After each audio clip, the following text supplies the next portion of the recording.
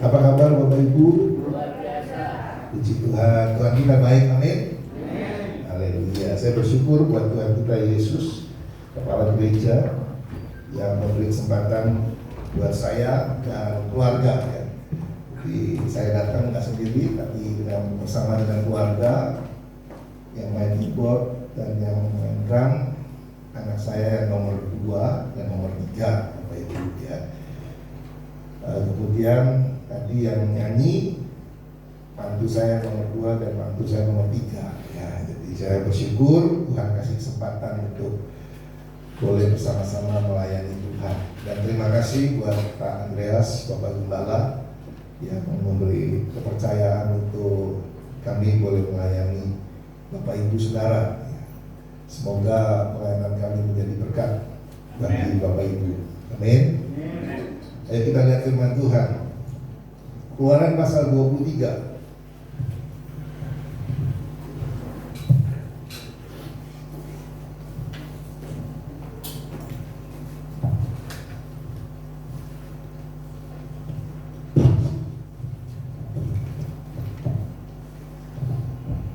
Keluaran pasal 23. Saya ajak kita baca bersama-sama ayat 31. Keluaran 23 ayat 31.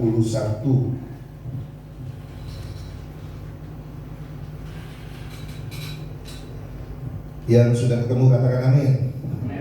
Keluaran 23 ayat 31. Ya, kita akan baca bersama-sama dengan suara kuat sampai telinga Bapak Ibu Saudara mendengar apa yang saudara katakan. Karena firman Tuhan berkata, iman timbul dari pendengaran akan firman Kristus. Kalau baca saudara rindu, imannya ditambah-tambahkan. Amin. Kalau saudara rindu, maka perkatakan, ucapkan, baca ayat ini dengan suara kuat, suara keras sampai telinga saudara mendengar. Ketika saudara mendengar, maka Alkitab katakan ini, iman timbul dari pendengaran. Iman saudara akan semakin kuat. Amin. Iman saudara semakin bertambah. Mari kita baca Keluaran 23 ayat 31. 2, 3. Aku akan menentukan batas daerahmu dari laut Teberau sampai laut Filistin, dan dari padang gurun sampai sungai Efrat. Sebab aku akan menyerahkan penduduk negeri itu sehingga engkau menghalau mereka daripadamu. Nah Bapak Ibu Saudara, ayat 31 adalah salah satu janji Tuhan kepada bangsa Israel. Bapak Ibu kalau membaca dari ayat 20 sampai ayat yang ke-33, maka di situ ada beberapa janji yang Tuhan sampaikan kepada bangsa Israel. Ya, di antaranya ayat 20 dikatakan ini, Tuhan akan mengutus malaikat berjalan di depan kita.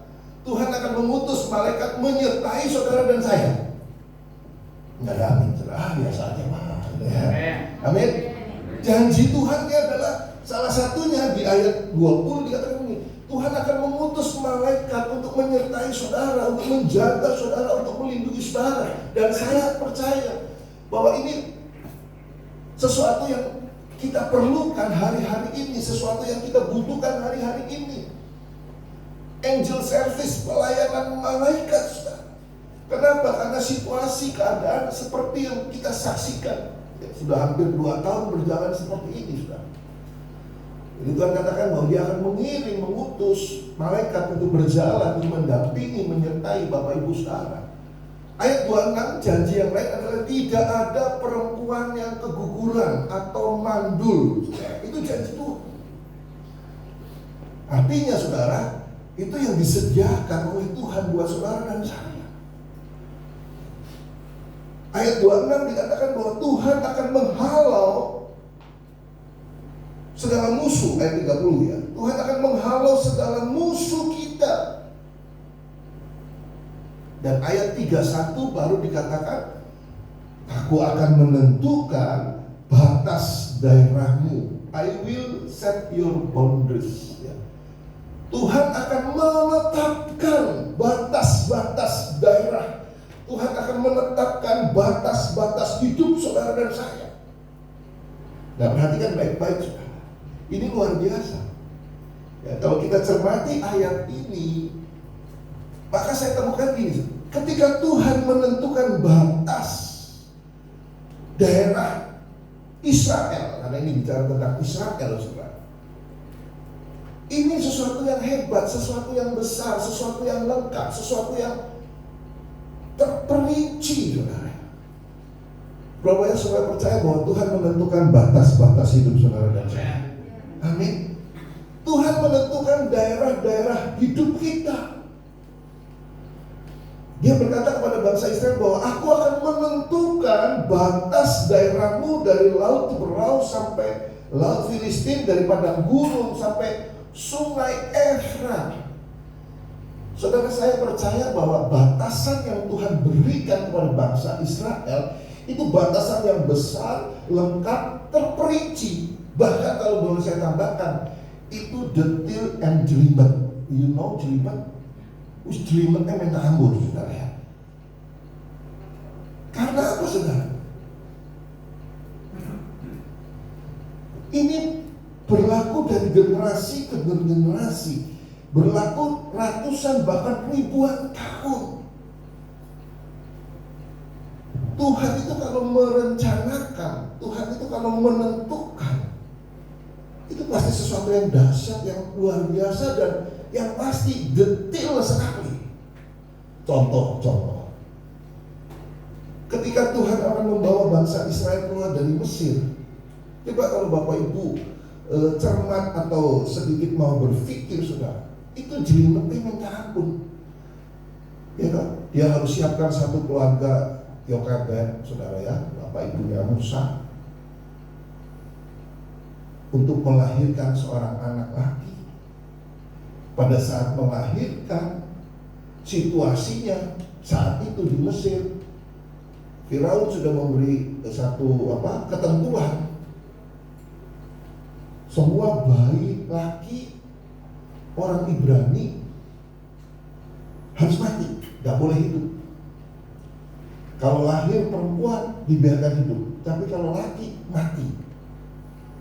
Nah, lihat saudara, jelimetnya minta ampun. Di saat situasi seperti itu, Musa lahir. Wah, orang tuanya ketakutan, bagaimana ini? Pasti mati. Nah, kemudian timbullah cerita, Musa harus dibawa dulu, disembunyikan di tepi sungai Nil. Karena jelimet, saudara. Sebetulnya kan bisa saja Tuhan membebaskan bangsa Israel dengan caranya, tapi Tuhan lakukan itu, saudara. Sampai Musa ditemukan dulu sama putri Firaun. Nah, kemudian disuruh dicarikan inang pengasuh, dicarikan seorang wanita yang mau menyusui, ketemu ibunya. Saudara, ini kayak drama Korea, saudara. Tuhan buat seperti itu, detail sekali, jelimet. Tapi kalau saudara mengerti, saudara, maka sesungguhnya Tuhan bukan hanya membawa bangsa Israel keluar dari perbudakan. Perhatikan baik-baik. Tuhan bukan hanya membawa bangsa Israel keluar dari perbudakan, keluar dari Mesir, tapi Tuhan membawa mereka untuk menjadi sesuatu. Ini yang harus kita mengerti. Bukan hanya sekedar keluar dari Mesir, keluar dari perbudakan, tetapi Allah punya rencana, Allah punya batasan. Allah sudah menentukan, aku akan menentukan batas daerahmu, aku akan menentukan batas kehidupanmu.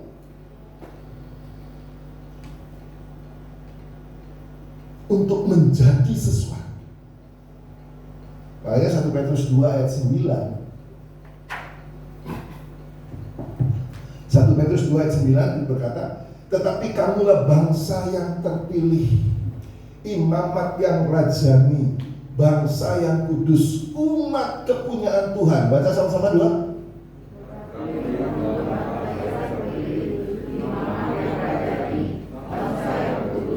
Umat kepunyaan Allah sendiri. Supaya, perhatikan, supaya apa?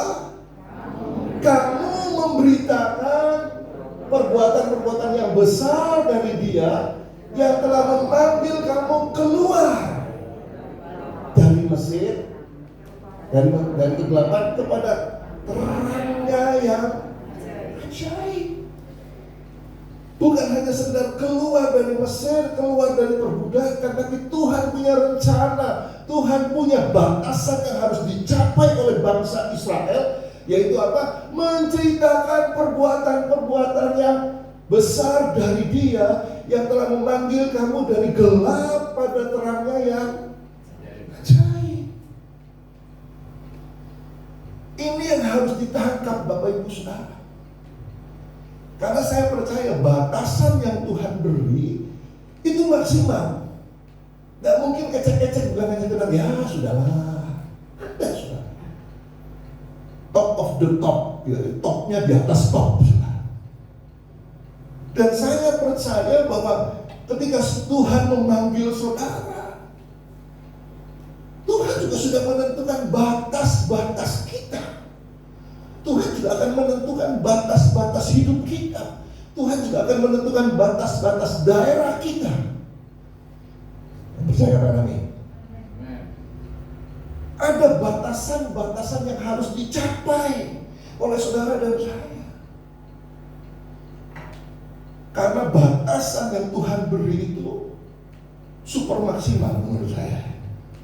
Tidak tanggung, tapi betul-betul full, betul-betul penuh, betul-betul lengkap. Makanya Ulangan 28 berkata gini, kamu akan menjadi kepala dan bukan ekor. Kamu akan tetap naik dan tidak turun. Kamu akan menghutangi dan tidak berhutang. Dengar baik-baik saudara. Secara umum itu batasan yang Tuhan beri pada setiap orang percaya. Berapa banyak orang percaya di tempat ini? Halo? Kalau saudara orang percaya, dengar baik-baik. Inilah batasan yang Tuhan sudah tentukan dalam hidup. Engkau jadi kepala, bukan ekor. Kau terbang, tetap naik dan tidak turun. Kau akan menghutangi dan tidak berhutang. Yohanes 10 ayat 10b berkata gini, pencuri datang untuk membunuh, untuk mencuri, membunuh dan membinasakan. Tapi aku, kata Yesus. Ada yang ingat ayatnya? Halo? Tapi aku datang supaya apa? Kamu hidup. Dan bukan sekedar hidup, bukan asal hidup, ya, bukan setengah hidup.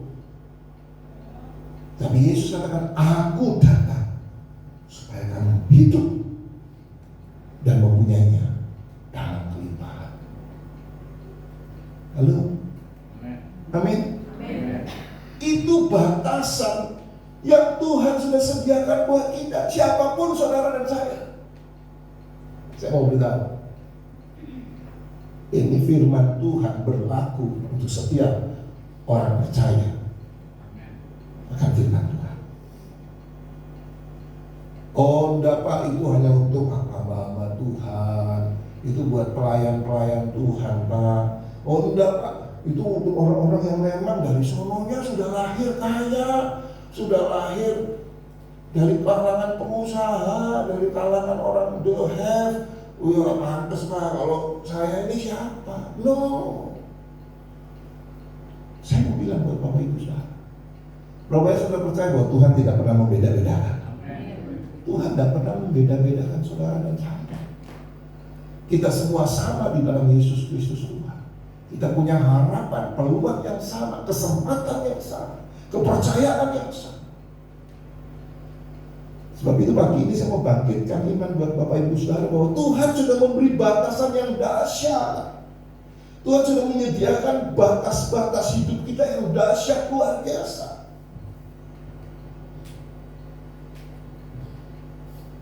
Karena Allah kita adalah Allah yang senang menambah-nambahi. Ya. Dia itu Allah yang progres, dia itu bukan Allah yang statis hanya diam, tapi dia itu Allah yang senang menambah-nambahi. Senang menambah-nambahi. Makanya kalau saudara mengerti kebenaran firman Tuhan ini, kalau saudara mengerti kuasa firman Tuhan ini, bahwa sesungguhnya hidup saudara dan saya itu sudah ada batasnya. Ya. Tuhan pengen supaya kita mencapai batasan ini. Tuhan pengen supaya kita meraih batasan ini. Tuhan mau supaya kita memperoleh, mendapatkan batasan-batasan itu. Makanya ayo kita belajar pagi ini. Ya, saudara mungkin kenapa, gimana Pak? Saya udah Kristen udah dari lahir sampai sekarang. Oh, hidup kayak gini Pak. Hidup pas-pasan. Saudara, saya cuma mau bilang ini, saudara belum mencapai batasan yang Tuhan tentukan. Dan amin. Bukan berarti selesai, bukan saudara. Kita belum mencapai batasan yang Tuhan tentukan. Batasannya apa? Hidup, mempunyai hidup dalam kelimpahan. Saya mau bilang buat Bapak Ibu Saudara gini, hidup dalam kelimpahan itu bukan berarti harus punya uang banyak, harus punya deposito, harus punya rumah. Saudara, kalau saudara punya, diberkati Tuhan, punya rumah banyak, punya deposito banyak, puji Tuhan, it's okay. Tapi bukan berarti saudara kelimpahan. Orang kelimpahan itu kalau saya tangkap saudara, ya, ketika saudara bisa memberi, itu namanya kelimpahan. Ketika saudara bisa melakukan sesuatu, itu namanya kelimpahan.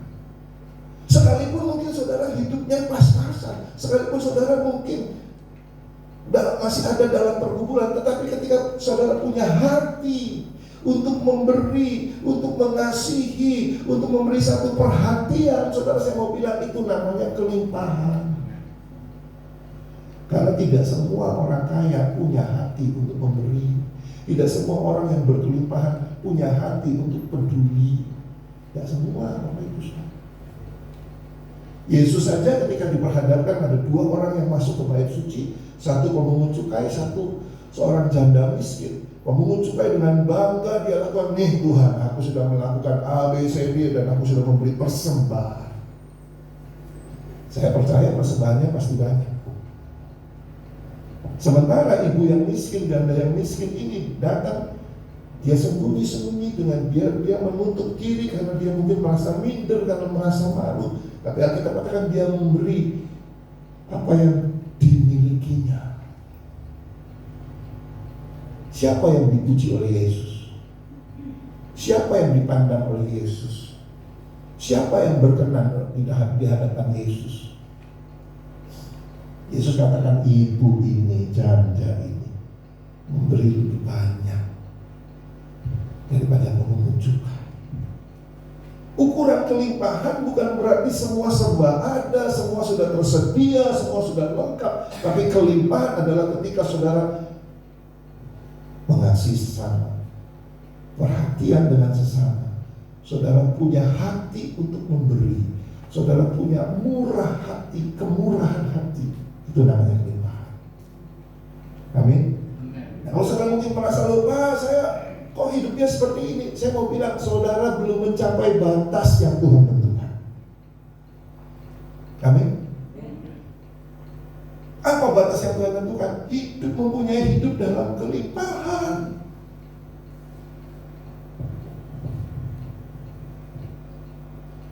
Loh Pak, saya sering sakit Pak. Waduh, saya encok lah, remetik lah, segala macam. Saya mau bilang gini saudara, saudara belum mencapai batas yang Tuhan tentukan. Batas apa yang Tuhan tentukan? Oleh bilur-bilurnya kamu telah sembuh. Amin. Oleh bilur-bilurnya kita sudah sembuh, karena di atas kayu salib Yesus sudah tanggung semua sakit penyakit kita. Amin. Di atas kayu salib Yesus sudah tanggung segala dosa, pelanggaran, dan kesalahan-kesalahan kita. Di atas kayu salib Tuhan sudah tanggung segala kutuk nenek moyang kita, sudah ditanggung di atas kayu salib. Di atas kayu salib Tuhan sudah tanggung segala kemiskinan kita, sehingga kita berkata gini, Dia yang kaya rela menjadi miskin. Supaya apa? Supaya kita semua diperkaya. Sebab itu saudara, pagi ini Saya dorong saudara, saya ajak saudara, ayo capai batasan yang Tuhan sudah tentukan. Memang nggak mudah Bapak Ibu saudara, ya nggak mudah, karena kita kan seringkali lihat kenyataan, lihat fakta, lihat fakta.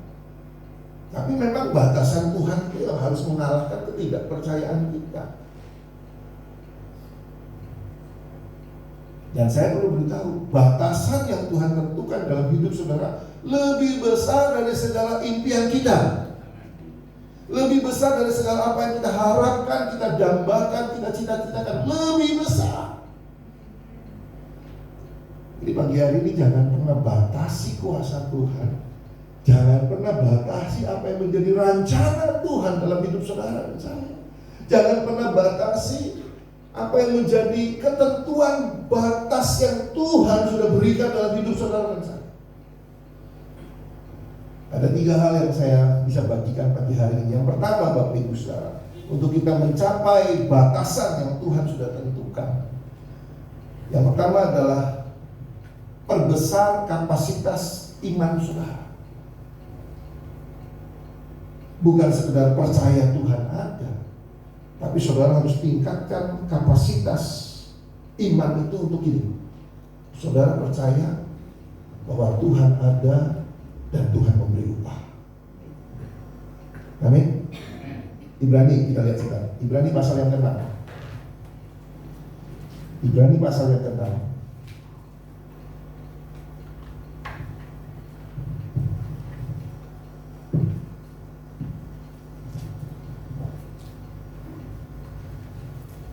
Ibrani pasal yang ke-6.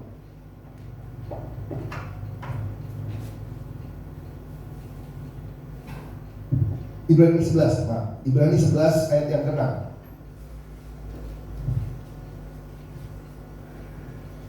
Ibrani 11 ayat yang ke-6.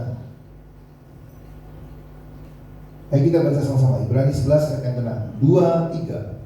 Tetapi tanpa iman tidak mungkin orang berkenan kepada Allah, sebab barang siapa berpaling kepada Allah, ia harus percaya bahwa Allah ada dan bahwa Allah memberi upah kepada orang yang sungguh-sungguh mencari Dia. Berapa banyak yang percaya pada Allah? Saudara, saya percaya semua pribadi yang ada di ruangan ini percaya kepada Allah. Tidak diragukan lagi, tidak perlu dites dari wajah-wajah saudara kelihatan. Saudara adalah orang-orang yang percaya kepada Allah. Tapi yang sering kali dilupakan oleh orang percaya, jemaat Tuhan di dalam Yesus Kristus adalah ayat yang bagian berikutnya dikatakan ini, bahwa Allah memberi upah kepada orang yang sungguh-sungguh mencari Dia. Yang sering kali kita lupakan adalah bahwa Allah itu memberi upah.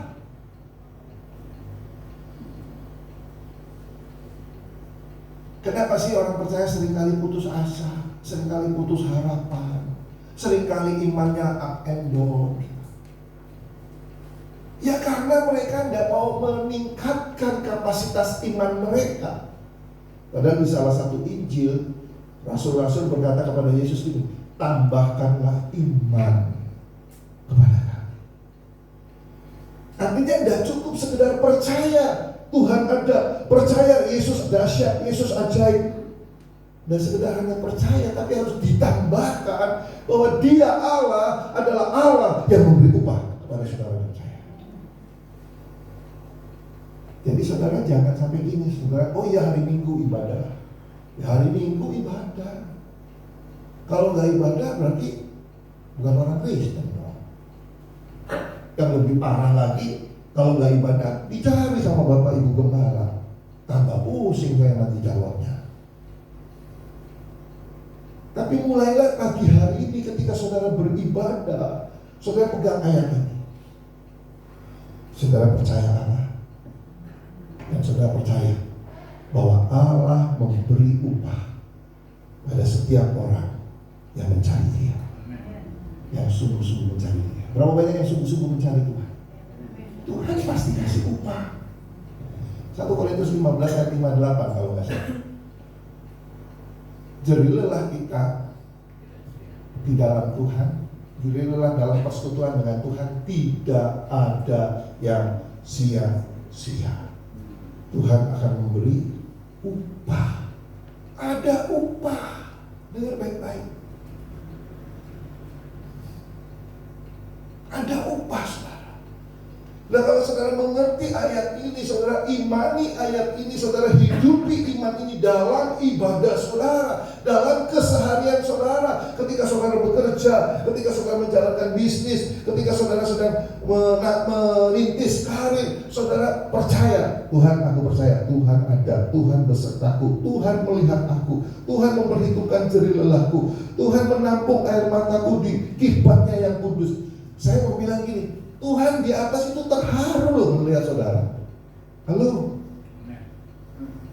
Saudara mungkin berjerih lelah, saudara mungkin bekerja keras. Aduh Tuhan, kok begini sekali hidup ya. Tapi tidak apa-apa lah, aku jalanilah. Karena aku percaya ada upah. Nah, Tuhan itu, aduh saudara ya, hatinya itu apa ya? Hatinya itu nggak tega saudara. Aduh, pasti dia akan berocok berkat-berkat buat saudara. Tuhan pasti akan tolong saudara dan saya, amin. Jadi kapasitas iman itu harus ditambahkan, saudara. Kalau saudara perhatikan Alkitab, saudara, maka Yesus seringkali berkata, iman besar, iman sebesar ini, iman apa ya? Iman sebesar biji sesawi, iman kecil.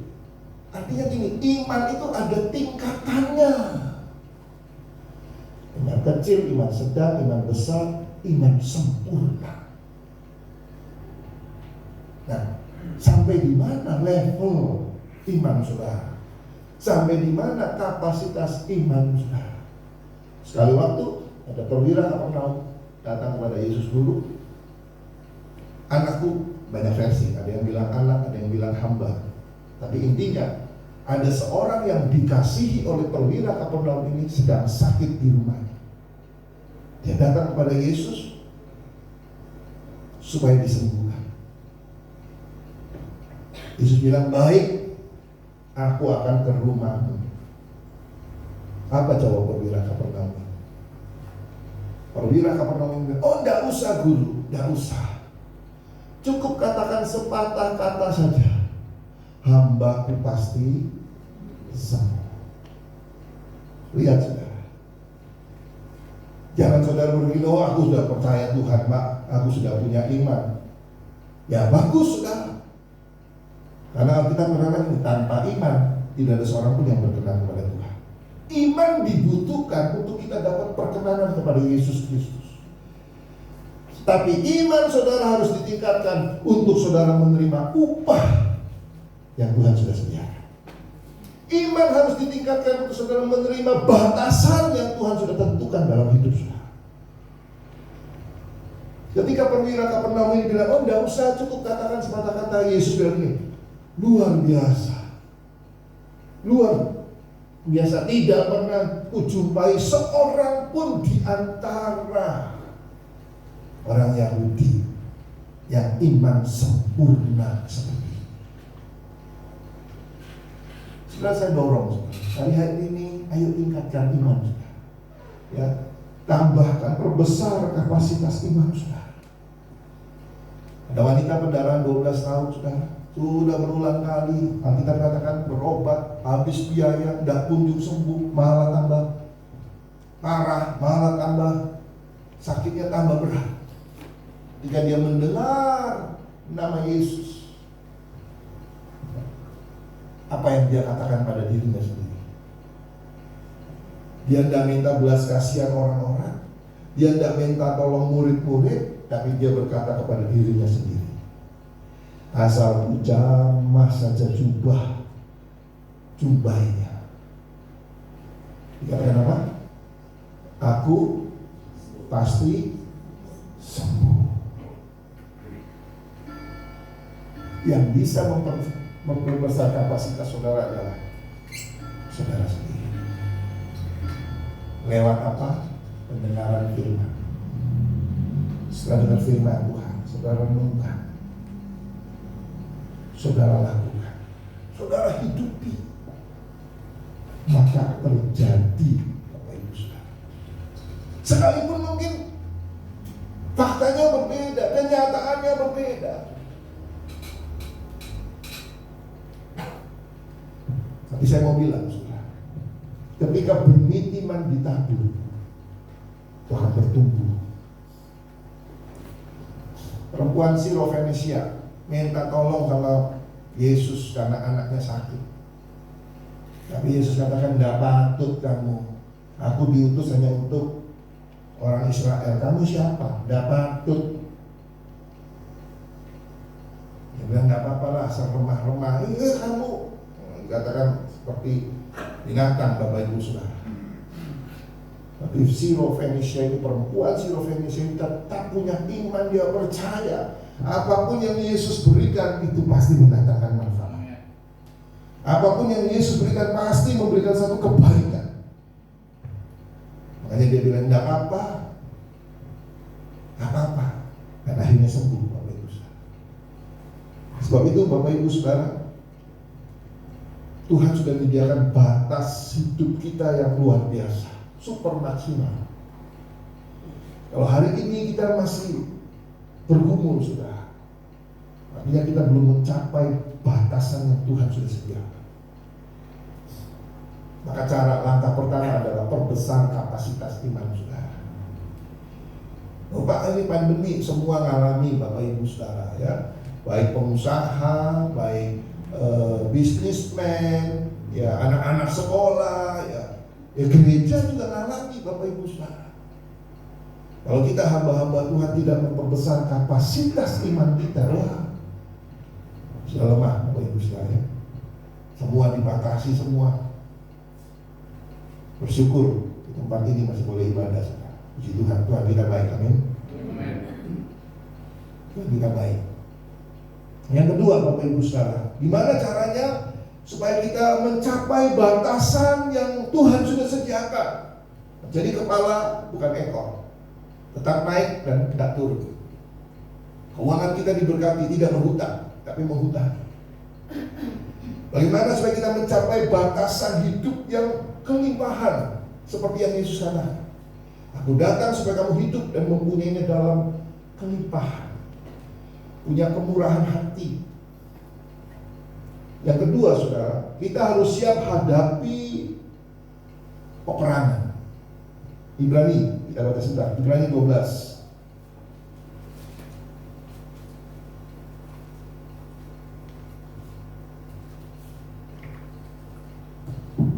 Ibrani 12. Ibrani 12 ayat yang pertama.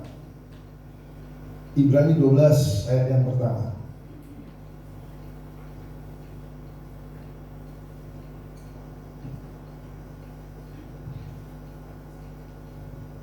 Ibrani 12 ayat 1. Kita baca sama-sama. 2, 3. Karena kita mempunyai banyak saksi, bagaikan awan yang mengelilingi kita, marilah kita menanggalkan semua beban dan dosa yang begitu merintangi kita, dan berlomba dengan tekun dalam perlombaan yang diwajibkan bagi kita. Dalam terjemahan lain dikatakan dalam pertandingan yang ditandai bagi kita. Artinya ayat ini berbicara gini, bahwa kita tidak bisa ikut pertandingannya orang lain, tidak bisa. Dalam perlombaan yang diwajibkan, dalam pertandingan yang ditandai bagi kita. Artinya setiap kita punya pertandingan sendiri-sendiri. Yang mengerti kata kami, setiap kita, saudara dan saya, punya pertandingan sendiri-sendiri. Kita tidak bisa gini, oh Pak, enak itu Pak, itu pertandingannya ringan Pak, enteng Pak, terus aku di situ aja. Nggak bisa, Bapak Ibu Saudara. Setiap kita punya pertandingan sendiri-sendiri. Kalau saudara mau mencapai batasan yang Tuhan sudah tentukan, saudara harus hadapi pertandingan sendiri. harus menghadapi pertandingan yang Tuhan sudah tandai, yang Tuhan sudah wajibkan, yang Tuhan sudah beri bagi kita sendiri. Amin.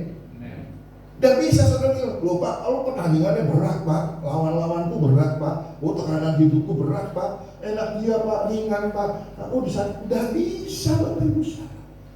Dia punya pertandingan, dia punya batasan sendiri yang Tuhan sudah tentukan. Kalau saudara baca Daud, saudara, Daud itu luar biasa Bapak Ibu saudara. Jadi saudara baca 2 Samuel pasal, dari 2 Samuel pasal yang ke berapa ya?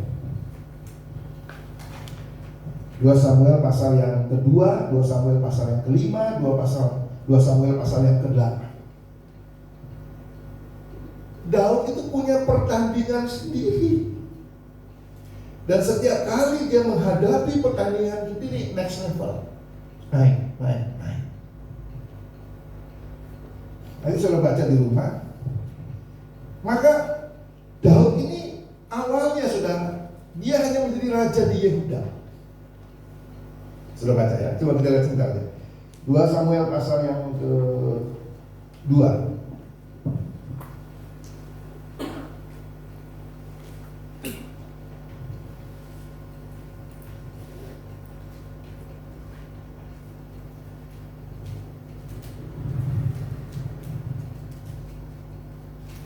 Samuel pasal yang kedua.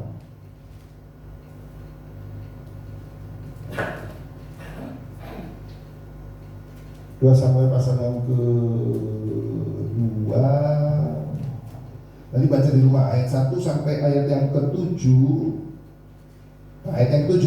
Kuatkanlah hatimu sekarang dan jadilah orang-orang yang gagah perkasa, sekalipun Tuhanmu Saul sudah mati dan aku telah diurapi oleh kaum Yehuda menjadi raja atas mereka. Hadapi pertandingan, menang, jadi raja atas Yehuda. 2 Samuel pasal yang kelima. 2 Samuel pasal yang kelima.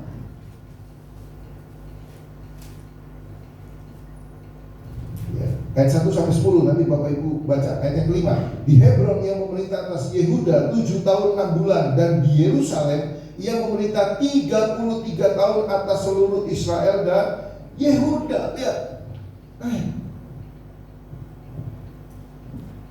Daud dipilih Tuhan untuk menjadi raja menggantikan Saul. Tapi tidak serta-merta. Alkitab mencatat ketika Daud diurapi, tidak ujuk-ujuk saudara ya, tidak serta-merta terus jadi raja. Tidak, dia harus hadapi pertandingan demi pertandingan. Dia sudah kalahkan musuh-musuh Israel, tapi dia dibenci oleh Saul. Saul menjadi iri hati karena pujiannya ini. Saul berlaksa-laksa ya, Daud berlaksa-laksa ya, bilang gitu, wah ini hati. Jadi Saul mulai dendam, mulai cari kesempatan untuk membunuh Daud. Punya pertandingan sendiri-sendiri. Tidak bisa kita bilang ini, Pak aku tidak mau pertandinganku, udah enak Pak, berat, aku pengen yang itu. Tidak bisa Bapak Ibu saudara. Karena peperangan itu yang akan menentukan batas apa yang akan saudara capai. Saya punya teman, saudara ya, Bapak Ibu Gembala tahu teman saya. Oh orangnya polos, sederhana, lugu. Sekali waktu dia kepengen sepeda motor NMAX. Oh ya, itu beberapa tahun yang lalu. Ketika pertama kali muncul sepeda motor NMAX, wah dia senang. Wah dia kepengen beli, dia kepengen punya. Akhirnya dia foto itu, dia pasang, dia taruh di profilnya. Kasih laku. Ada seorang ibu tanya, waduh Pak, Bapak punya sepeda motor baru. Teman saya ini hamba Tuhan bilang, belum Bu, masih dalam doa, masih di bawah doa. Ya kenapa Pak? Ya Bu, ya sudah beli saja. Ya, bilang itu. Nah, teman saya ini polos Pak. Ya, dia nggak mikir sudah. Seminggu kemudian ditanya lagi, ibu ini telepon, Pak, sudah beli belum? Apanya Bu? Loh, sepeda motornya. Oh belum Bu. Loh kenapa? Iya saya mau jual dulu sepeda motor lama saya mau jual, nanti dapat berapa baru kurangannya. Oh gitu ya? Ya sudah tutup sudah. Berapa hari kemudian ditelepon lagi, Pak sudah dijual? Loh belum Bu. Lah kenapa? Iya kurangannya banyak. Ya sudah gini aja, kurang berapa? Nanti saya bayarin. Senang nggak Bapak Ibu Saudara? Halo? Oh biasa aja. Di sini sudah terlalu sering ya, terlalu sering dikasih sepeda motor mungkin ya. Dan teman saya bilang, oh iya Bu baik. Dilakukan nggak? Kalau saya, cepet-cepetan ya. Mumpung belum berubah. Ya. Teman saya ini diam aja. Berapa hari ditelepon lagi, Pak, sudah Pak, laku berapa? Kurangannya berapa? Nanti saya transfer. Saya yang dengar, aduh greget Bapak Ibu Saudara. Dia bilang ini, ya Bu sebentar, saya mau nyoba dulu sepeda motornya. Loh, nyoba gimana Pak? Rumah saya itu kecil Bu. Saya ini khawatir nanti beli nggak bisa dimasukin ke rumah. Ya, saudara ketawa, saya yang di sebelahnya greget, saudara. Dan benar Bapak Ibu Saudara, ada jemaat yang punya emeh, dia pinjam, tak pinjam ya sepeda motornya. Kenapa? Enggak, aku mau ukur di rumah. Dia bawa ke rumah, dia ukur itu.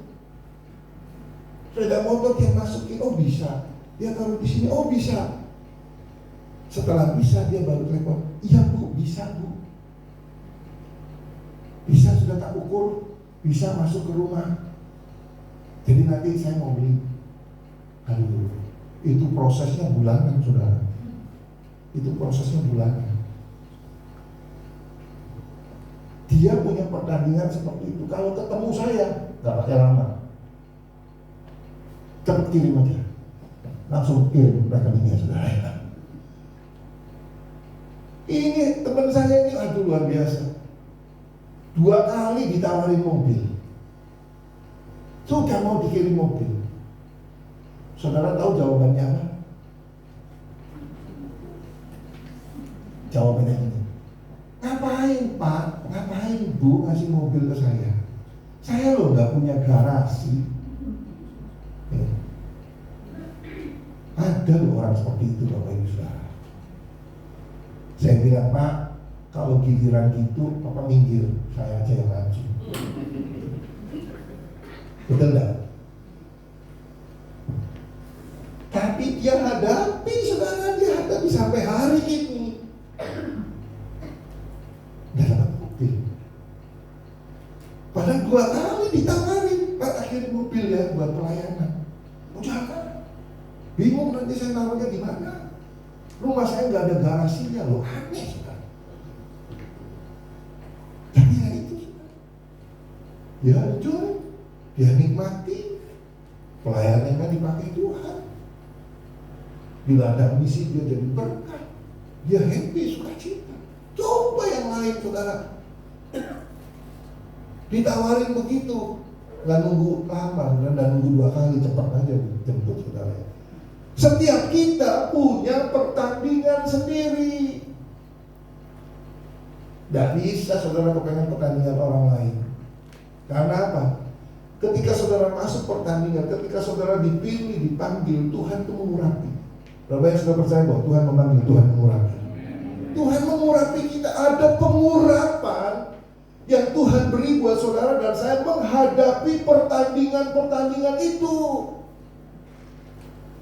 Dan saya mau beritahu, ketika saudara menang dalam setiap pertandingan yang Tuhan wajibkan, yang Tuhan tandai bagi kita, itu saudara sedang mencapai batas yang Tuhan tentukan. Seperti Daud, dia menang dulu di Yehuda, 7 tahun pemerintah di Yehuda. Karena dia setia, karena dia tekun, karena dia hadapi setiap pertandingan yang diberikan, walaupun dia harus menghadapi Saul, walaupun dia harus menghadapi Absalom anaknya yang mau coba kejar-kejar, coba bunuh dia. dia tekun. Ketika ada kesempatan untuk membunuh Saul, anak buahnya bilang, ini kesempatan Tuanku, bunuh. Dia setia, dia bilang, jangan mengusik orang yang diurapi oleh Tuhan. Saudara, saya mau bilang buat Bapak Ibu Saudara, semua kita menghadapi pertandingan. Jangan pernah iri dengan pertandingan orang lain. Hadapi pertandingan saudara. Kalau saudara bisa menang, saudara akan mencapai batas yang Tuhan sudah berikan. Yang ketiga Bapak Ibu Saudara, yang terakhir, Roma 8. Roma 8, kita akan lihat sebentar.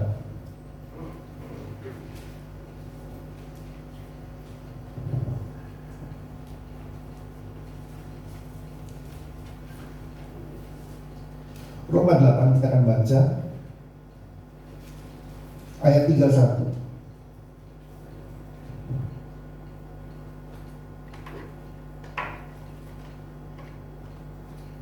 Roma 8 ayat 31, kita baca sama-sama, 2, 3. Sebab itu, apakah yang akan kita katakan tentang semuanya itu?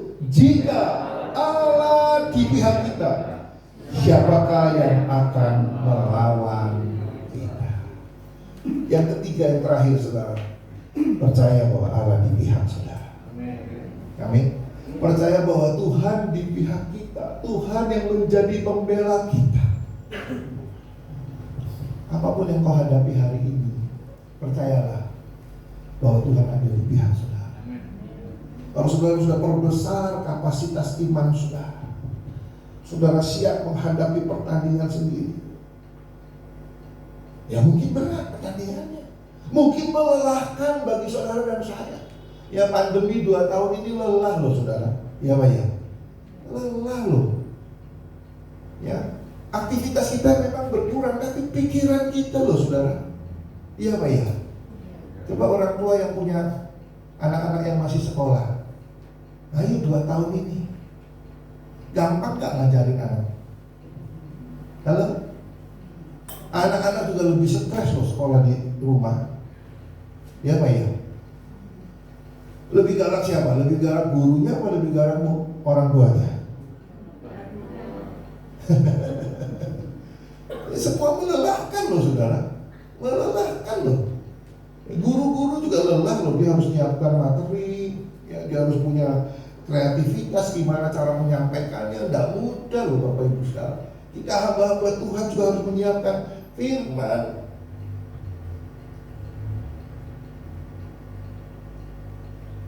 harus menyiapkan prasarana. Lelah loh saudara. lebih lelah pikiran daripada aktivitas saudara ya. Ya, tapi kita harus percaya Allah di pihak kita, siapa lawan kita. Saya di Sidoarjo onsite dari bulan Juli Bapak Ibu saudara. Ya, bulan Juli tahun lalu sampai hari ini, puji Tuhan, kemurahan Tuhan. Kami tetap ibadah tatap muka, yang hadir sesuai dengan kapasitas prokes yang ada sekitar 50. Berjuang juga. Semua prasarana harus kita siapkan, wastafel buat cuci tangan, ya, termogan, semua jaga jarak, semua. Ibadah live streaming juga saudara. Ya, itu tidak mudah Bapak Ibu saudara ya. Kalau bicara prasarana itu bicara juga keuangan. Berapa lama kita ibadah online dari bulan Maret kalau nggak salah ya. Berapa bulan kita ibadah online. Jemaat juga tidak bisa kita kunjungi Bapak Ibu saudara karena semua menjaga semua. Tapi ya kita percayalah.